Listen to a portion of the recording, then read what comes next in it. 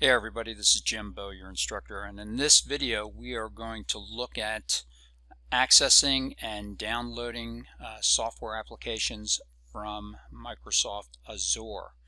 Now in the past, Azure has been called many different things, Imagine, DreamSpark, and other things, but its current reincarnation is Microsoft Azure. And to start with, we have a document here, Azure Development Tools for Teaching Student Access Guide. And if you open that up, let's see, we'll open that up with Adobe Acrobat. And one of the things that I want to remind you to do is that you should, when signing up for Azure, use your student email address, because that's going to tell the folks at Microsoft that you have access, or that you have privileges to access these software applications, primarily based on the domain name for the college, live.bucks.edu. So in either case, this document will take you through the process of creating that account. We're going to just go through. I'm going to sign on. My account has already been created, so I can't create a new one. But just read through this before you actually go in to create your account. So I'm going to close this out. By the way, we are on the software downloads page. You'll find a link to this page on our home page. Let's just jump over there real quick. So on your home page, you come down. I've moved these links up because you're going to be using them more often than the important course information down below. That's great for the start. But this link right here, software downloads, and that will take you back to this page here. And there's the PDF document we just looked at, and here is the link to get us into Microsoft Azure. So we'll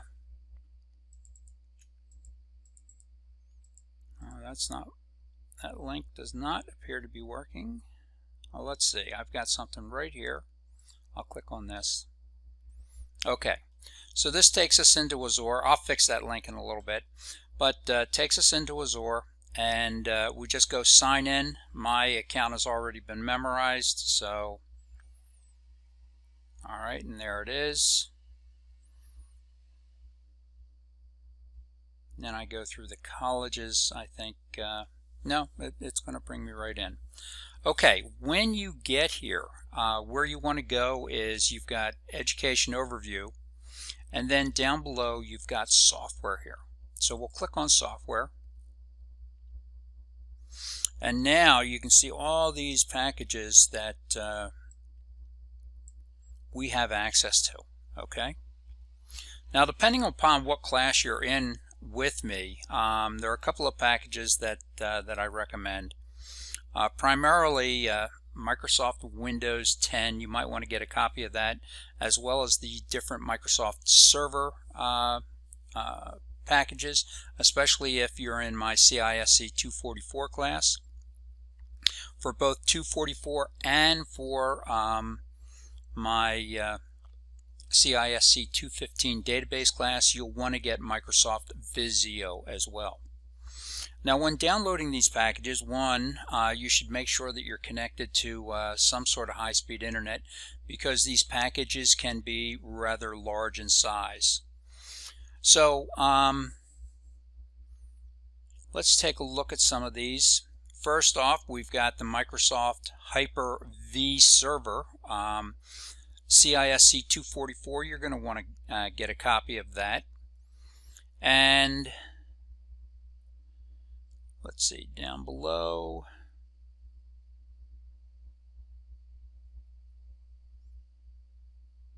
let's just go to Windows. We'll get that. Here's the Visio. So you'll probably want to get the latest version of Visio, which is 2019.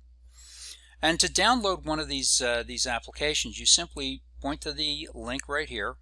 It will tell you what bit version it is, whether it's a 32 or 64. Just about everybody has 64-bit versions these days. So I'm going to click on Visio Professional, and it comes up with a description to the product. The download for the product is right here, and to view the product key is you click on this link. Now when you download the software, you also need to download or copy the product key, okay? And you want to save that key somewhere, either in a document with all your keys, or I always save it in a separate text file with the actual application. And I'll show that to you after we finish up on the Azure website. So I recommend the Visio Professional 2019. Also, we're going to need a for the 244 class. I like Microsoft Windows 10, the education version. This one right here will do just fine. So again, you'd click on that link, it tells you about the product. You can download it here, and you can also get your key right there, okay? For 244, we also want Microsoft Server 2016, and you want to download the Data Center, the Essentials, and the Standard.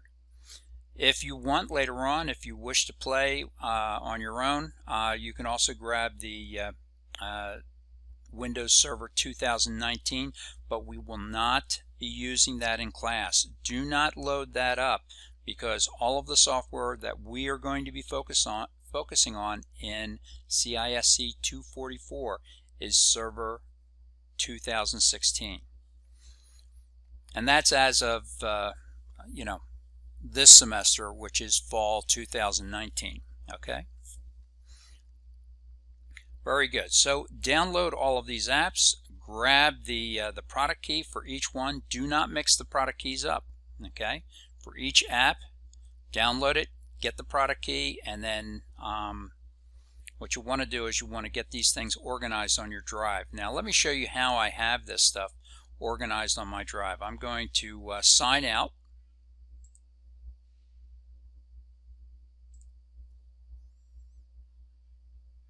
And I'm going to go back to my Canvas page, and then I'm going to switch over to my Windows Explorer, and I just want to show you how I have things organized. Initially, when you download things, they're typically going to go into your download folder up here, okay? And what I end up doing is I either put them, for school, I put everything out here under Dropbox, and then I've got my under school BC3 admin.